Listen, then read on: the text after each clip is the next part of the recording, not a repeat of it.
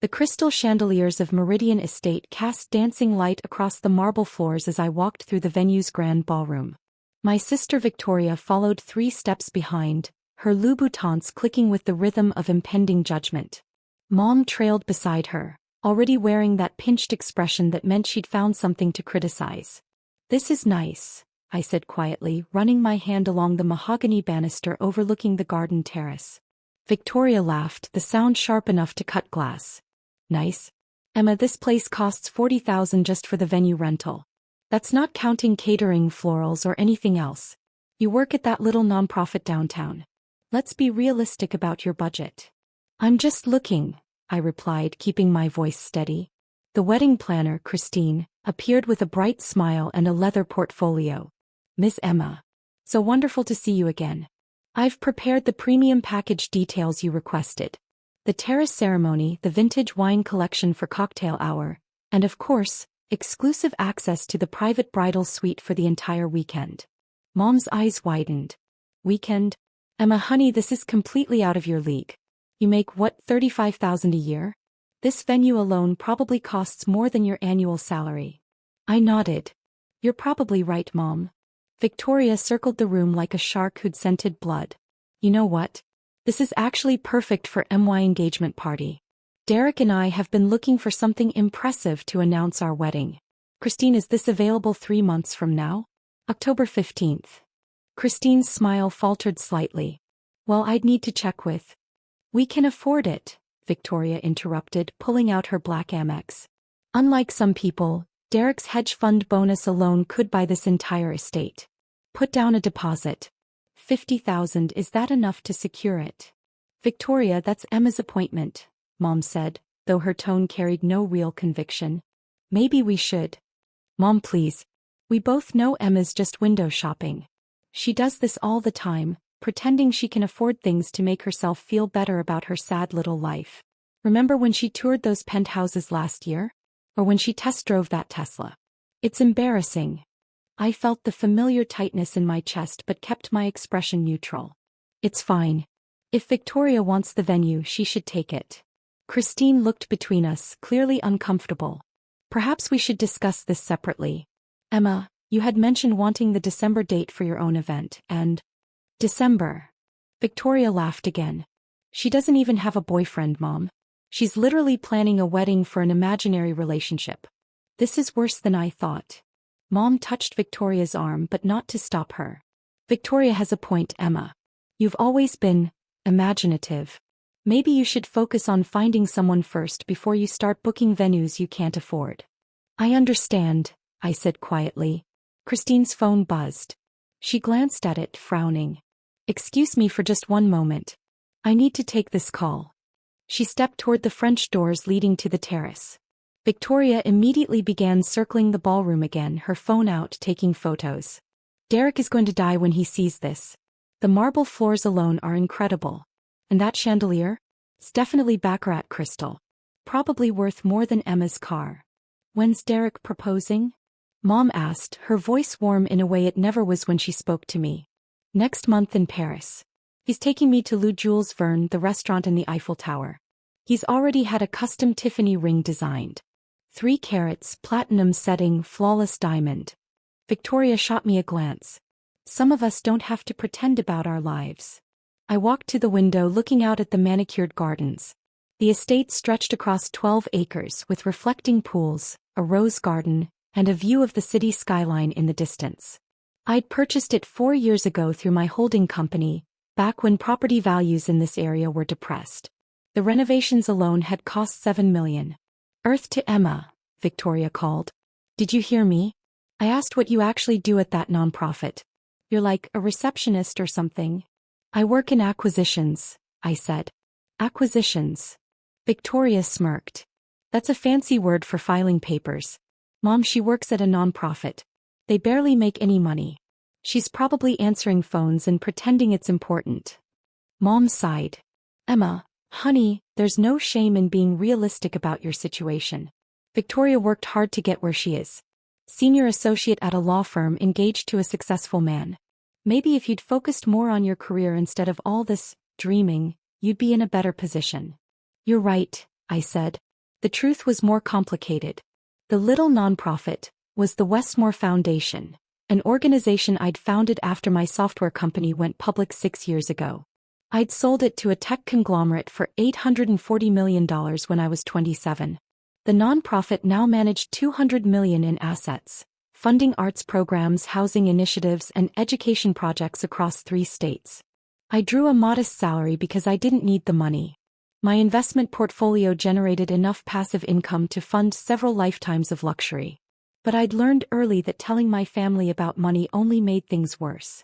Victoria's resentment had started in childhood, when I'd gotten into MIT and she'd gone to state school. It had intensified when I'd started my company and peaked when I'd sold it.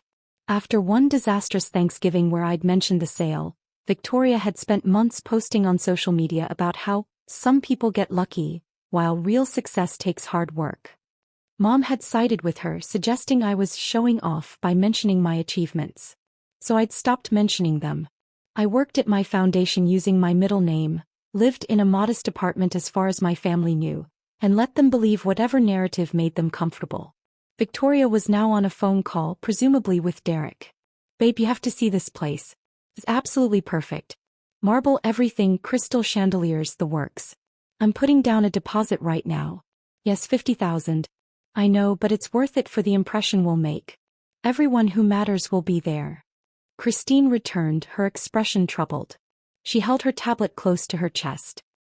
"Victoria, I need to speak with you about the deposit. Is 50 not enough?" Victoria didn't look up from her phone. "Fine, make it 75. I want this place locked down." "It's not about the amount," Christine said carefully. "There's been a complication with your booking." That got Victoria's attention. "Complication? I'm offering you $75,000 right now. What kind of complication could there possibly be?" Christine glanced at me, then back to Victoria. "I've just been informed by the property owner that your deposit cannot be accepted." The room went silent except for the ticking of the antique clock on the mantel. "Excuse me." Victoria's voice dropped to that dangerous tone she used right before explosions. "Cannot be accepted? Do you know who my fiancé is? Derek Morrison manages over $2 billion in assets.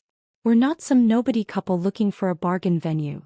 "I understand, but the owner has specifically—" "Get your manager," Victoria snapped. "Better yet, get the owner on the phone. This is ridiculous. Are you seriously turning away $75,000? Mom stepped forward, her lawyer voice activating. "There must be some mistake. My daughter is offering more than your deposit requirement. On what grounds are you refusing?" Christine's composure cracked slightly. "Mrs. Hartwell, I don't have all the details. I just received a call from the property management company stating that Victoria's booking cannot proceed." "This is discrimination," Victoria said, her voice rising. "That's what this is. We'll sue." "Mom, this is literally your specialty.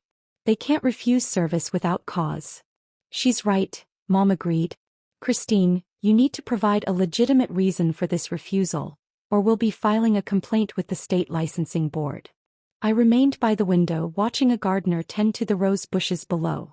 Victoria whirled on me. "This is your fault somehow, isn't it? Did you call them? Did you sabotage my booking because you're jealous?" "I haven't made any calls," I said truthfully. "Then what?" Victoria's phone rang. She glanced at it, frowned, and answered. "Hello? Yes, this is Victoria Hartwell. What? No, there must be some mistake. I'm at the venue right now trying to book it. What do you mean cancelled?" Her face went from confused to pale to bright red in the span of seconds. "High spa day," she said slowly. "At Azure? Tomorrow? But I booked that months ago. You're refunding me? Why? I don't understand. The owner? What about the owner?" Christine's phone rang simultaneously. She stepped away, answering in hushed tones. Mom's phone buzzed with a text. She looked at it and frowned. "That's odd. The manager at that boutique where I ordered your birthday gift, Victoria, they're saying the order is cancelled." "What is happening?" Victoria demanded, still on her phone. "Someone call Azure Spa right now and find out why they're canceling my appointment. I've been going there for 3 years." Christine returned, her face now completely drained of color. "Victoria, Mom, I need to ask you both to gather your belongings." "Excuse me." Mom's voice went ice cold. You're being asked to leave the property, Christine said, and I could hear the tremor in her voice. Immediately, Victoria ended her call and stalked toward Christine. Leave? We're potential clients. I'm trying to give you money. The owner has requested your immediate departure, Christine said, holding her ground though her hands shook. Security has been notified. Security. Victoria's laugh was slightly hysterical now. Over what? We haven't done anything. We're literally standing here looking at a venue. A man in a dark suit appeared in the doorway. Michael, the head of security for the estate. He'd worked for me since I'd purchased the property. Miss Hartwell, I'm going to need you and your mother to exit the premises. This is insane, Mom said, her lawyer voice now tinged with genuine confusion. On what grounds are you removing us? The property owner's instructions, Michael said simply. Victoria turned to me, her eyes wild. You did something. I don't know how, but you. I've been standing here the whole time, I said quietly. Christine's tablet pinged. She looked at it, then at me, her eyes widening with recognition. Oh my God. What? Victoria snapped. Christine ignored her, instead addressing me directly. Miss Chin, I am so deeply sorry. I didn't realize. The booking was under your first name and I never connected. I should have recognized you immediately. Victoria's head swiveled between Christine and me. What are you talking about? That's Emma. Emma Hartwell. She works at a non-profit. This is Emma Chin, Christine said, her voice now respectful in a way it hadn't been before. She owns Meridian Estate. She owns 17 properties in this city, including this venue, Azure Spa, the Rothmore Boutique, and... That's impossible, Victoria interrupted. She's poor. She works at a non-profit making $30,000 a year. She drives a 10-year-old Honda. Christine looked genuinely distressed now. Miss Chin founded and sold Paradigm Solutions 6 years ago. She's the primary benefactor of the Westmore Foundation, which operates out of the Westmore building downtown, which she also owns. The booking I've been coordinating with her isn't for a wedding. It's for the foundation's annual gala, which hosts over 500 attendees including the governor and 3 senators. The silence that followed was absolute. Mom spoke first, her voice barely a whisper. Emma. The nonprofit is mine, I said simply. I founded it after I sold my company. Victoria's champagne glass, forgotten in her hand, slipped and shattered on the marble floor. You sold a company? 6 years ago. Paradigm Solutions. We developed enterprise security software. The acquisition was $840 million. The number hung in the air like a bomb. That's... Mom couldn't seem to finish the sentence. Victoria's phone rang again. She answered it automatically, her eyes still locked on me. Oh, yes, this is... What? The gym membership? But I've been a member for... The owner? Emma Chin owns? She lowered the phone slowly. You own my gym? Sunrise Fitness, yes. I acquired it 2 years ago as part of a real estate portfolio. Christine's tablet pinged again. She looked at it, then at Victoria and Mom. I'm getting notifications from multiple properties. Azure Spa, Rothmore Boutique, the Riverside Country Club, Elmwood Towers. Those are the luxury apartments where you live, Victoria. All owned by Westmore Holdings. All flagging your names in their systems. Why? Victoria's voice cracked. Why would they flag us? Michael stepped forward. Miss Chin has standing instructions about any family members attempting to use her properties. Once the system identifies them, all services are to be immediately terminated, deposits refunded and access revoked. Mom finally found her voice. Emma, this is... I don't understand. Why wouldn't you tell us? I did tell you, I said calmly. At Thanksgiving 6 years ago when the sale closed. Victoria spent the next 3 months posting about how luck isn't real success. You told me I was being inappropriate by flaunting my good fortune. So I stopped mentioning it. But you let us think you were poor, Victoria said. You let us mock you. You were going to mock me either way, I replied. At least this way I knew what you really thought. Christine's tablet wouldn't stop pinging now. Miss Chin, I'm getting alerts from... It looks like every property in the Westmore portfolio. Gyms, spas, boutiques, restaurants, apartment buildings. The system is flagging 2 names, Victoria Hartwell and Patricia Hartwell. What does that mean? Mom asked, though I could see understanding dawning in her eyes. It means, I said, still looking out at the gardens, that you're no longer welcome at any business I own. Victoria laughed, a desperate sound. You can't do that. You can't just ban us from everywhere. I own 43 properties in this city, I said. Commercial and residential. That boutique where you buy your clothes? Right. The spa where you get your treatments? Right. The gym where you have a personal trainer? Right. The country club where Derek plays golf? I own the building they lease from me. That upscale grocery store you love? I own the property. They have a lease clause that allows me to ban individuals from the premises. Mom's face had gone from pale to gray. Emma, honey, surely we can discuss this. We're family. Family, I repeated the word. Is that what we are? Victoria's phone rang again. Then Mom's. Then Victoria's again. Both of them stared at their screens, watching their carefully constructed lives begin to unravel in real time. That's the leasing office for Elmwood Towers, I said. They're calling to inform you that your lease won't be renewed, Victoria. You have 60 days. 60 days. Victoria's voice went shrill. That's not enough time to find a comparable apartment. You'll have to look outside my portfolio. That eliminates about 40% of the luxury buildings in the downtown area. I finally turned from the window to face them. Your gym membership has been terminated. Your spa packages are cancelled. The boutique has closed your account.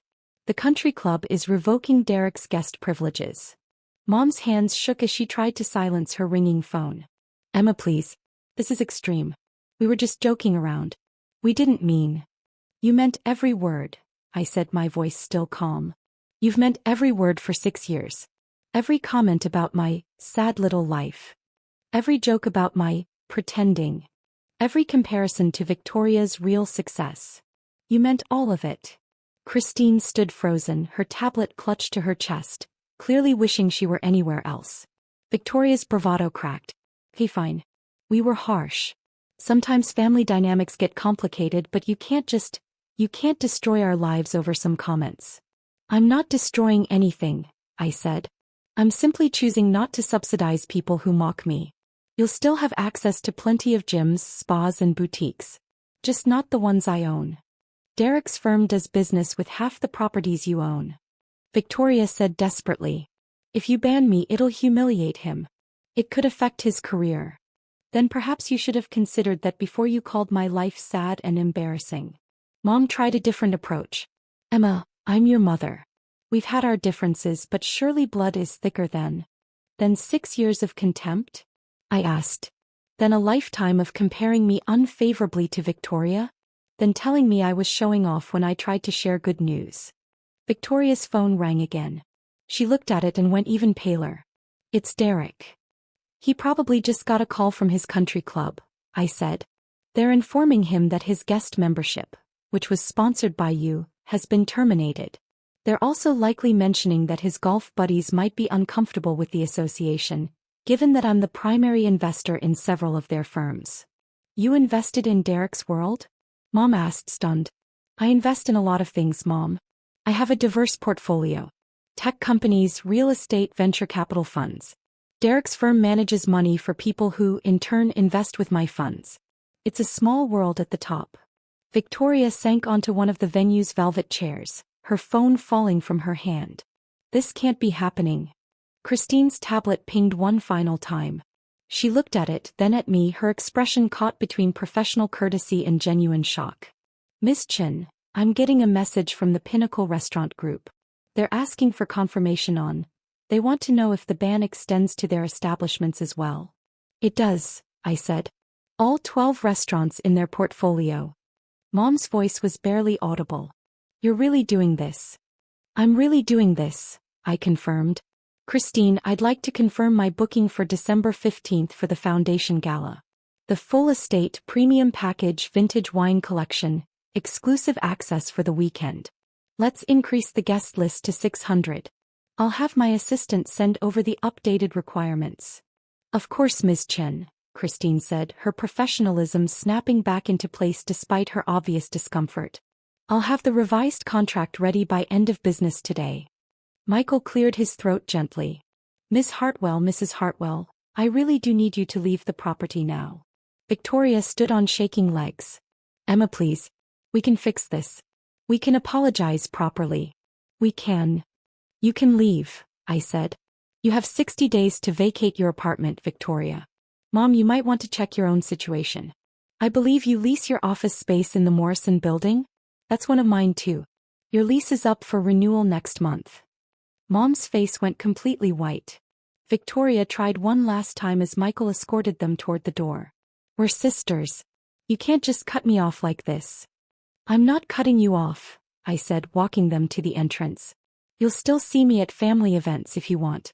You'll just have to find your own gyms, spas, apartments, and country clubs. There are plenty of options outside my portfolio. Mom stopped at the doorway, turning to face me. What about Thanksgiving? Christmas? I'll be at Grandma's for both, same as always, I said. You're welcome to come. I'll be polite. I'll be civil. I'll be exactly as kind to you as you've been to me. The implications of that statement hung heavy in the air. Michael held the door open, waiting. Victoria's phone rang again. Then Mom's. Then Victoria's once more. Those will be various businesses confirming your bans, I said. It's going to be a long afternoon for both of you. Christine, thank you for your patience. I'll have my assistant coordinate with you on the gala details. It's my pleasure, Ms. Chen, Christine said, her voice now carrying genuine warmth alongside the professional courtesy. We're honored to host the Westmore Foundation's event. As Michael escorted my mother and sister out, their phones ringing in a continuous symphony of consequences, I turned back to the ballroom. The chandeliers still cast their dancing light across the marble floors. The gardens beyond the windows still stretched out in manicured perfection. Everything was exactly as it should be. Christine approached cautiously. Miss Chen, I have to apologize again. If I had realized sooner who you were. You treated me with respect, I interrupted gently. You listened to my requests, answered my questions professionally, and only got confused when Victoria tried to override my booking. You did nothing wrong. She exhaled in relief. Thank you. That's very generous. My phone buzzed with a text from my property management team. System has flagged and processed all V. Hartwell and P. Hartwell accounts across portfolio. All services terminated, all deposits refunded, all future bookings blocked. Legal standing by for potential pushback. Awaiting further instructions. I typed back. Maintain current protocols. No exceptions. Flag any attempts to book under alternate names or through third parties. Through the window I could see Victoria and Mom in the parking lot. Victoria was gesticulating wildly while on the phone, probably with Derek. Mom stood apart, staring at her own phone with the expression of someone watching their world rearrange itself in real time. Christine cleared her throat. Would you like to continue the venue tour? There's the wine cellar you mentioned wanting to see and the upstairs bridal suite. Actually, I said, I think I've seen everything I needed to see today. As I drove away from Meridian Estate 20 minutes later, my phone continued buzzing with notifications. My property management team was efficient. Within hours, every business in my portfolio had been updated. Victoria and Mom would spend the rest of their day receiving calls, emails, and notifications as their access to the infrastructure of luxury they'd taken for granted evaporated. Derek called me twice. I didn't answer. He'd figure it out eventually. By the time I reached home, my actual home, the penthouse Victoria had once toured and mocked me for pretending to afford, which I'd purchased with cash 3 years ago, the full scope of the consequences was becoming clear. My phone rang. Grandma. Emma dear, she said when I answered. I just got the most interesting call from your mother. I imagine you did. She seems to think you own half the city. Not half. About 12% of the commercial real estate downtown, and another 15% through various investment vehicles. Grandma laughed, the sound warm and delighted. And here I thought you were doing well with that little software company you sold. Honey, why didn't you tell me? I did tell you, Grandma. 6 years ago at Thanksgiving. I know, dear. I meant why didn't you tell me about Victoria and your mother being awful about it? Would you have believed me? There was a pause. No, she admitted. Victoria's always been my golden child's golden child. I suppose I was blind to it. Your mother called me crying saying you're destroying Victoria's life. Care to give me your side? I gave her the abbreviated version. When I finished, Grandma sighed. You know what the worst part is? She said. I'm not even surprised. Victoria's been jealous of you since you were children. Your mother always handled it by making you smaller instead of helping Victoria grow. I should have said something years ago. It's not your fault, Grandma. Maybe not. But I'm still sorry you felt you had to hide your success from your own family. She paused. For what it's worth, I'm proud of you. Not just for the business success but for handling this with grace. You didn't yell, you didn't gloat, you just removed yourself from an unhealthy situation. Thank you, I said and felt tears prick my eyes for the first time that day. Now, Grandma said, her tone brightening, about this foundation gala in December. Am I invited? You're the guest of honor if you want to be. Excellent. I'll need a new dress. Preferably from somewhere Victoria doesn't shop. I laughed despite myself. After we hung up, I stood at my penthouse windows looking out over the city. Somewhere out there, Victoria was probably still making phone calls, trying to understand how her poor, unsuccessful sister had built an empire she'd never even noticed. Mom was likely strategizing, trying to figure out if there was a legal angle, some way to force me to restore their access. There wasn't. My phone buzzed again. A text from an unknown number. This is Derek Morrison. We need to talk about Victoria. I deleted it without responding. Another text, this one from Victoria herself. Please. I'm sorry. Can we just talk? I looked at it for a long moment, then set my phone face down on the counter. The thing about consequences is that they're most effective when they're unexpected. Victoria had spent years feeling superior, secure in the belief that her law firm job and hedge fund fiancé made her successful while I languished in poverty. Mom had reinforced that narrative at every opportunity, comfortable in a worldview where Victoria was the golden child and I was the disappointment who needed to be more realistic. They'd built their identities on that foundation. Now the foundation was gone, and they were discovering that the empire they'd sneered at had been beneath their feet the whole time, holding up more of their world than they'd ever imagined. My phone rang again. This time it was Victoria's fiancé Derek's number. Then Victoria. Then Mom. Then a number I recognized as Victoria's law firm. Then Derek again. I silenced my phone and went to make tea. Tomorrow my property management team would send me a full report of all the accounts that had been terminated, all the leases that wouldn't be renewed, all the subtle and not so subtle ways that Victoria and Mom's lives had been restructured in a single afternoon. Tomorrow I'd probably have to deal with lawyers. Mom was nothing if not determined when she felt wronged. Tomorrow there would be family drama and recriminations and attempts at reconciliation that were really just attempts to regain access to my resources. But tonight I stood in my penthouse drinking tea, watching the city lights sparkle below, and felt the unfamiliar sensation of being completely unapologetically myself. No pretending. No hiding. No making myself smaller to make others comfortable. Just Emma Chin, owner of Meridian Estate and 42 other properties, founder of the Westmore Foundation, and a woman who had finally stopped apologizing for her own success. My phone buzzed one more time. A text from Christine at Meridian Estate. Ms. Chin, your contract for the December gala is ready for signature. Also, I wanted you to know, it's an honor to work with you. What you've built is remarkable. I smiled and typed back, thank you, Christine. See you in December. Through the windows, the city stretched out before me, 12% of it mine, all of it full of possibility. And somewhere out there, my sister was finally learning what I'd always known. Success isn't about looking rich.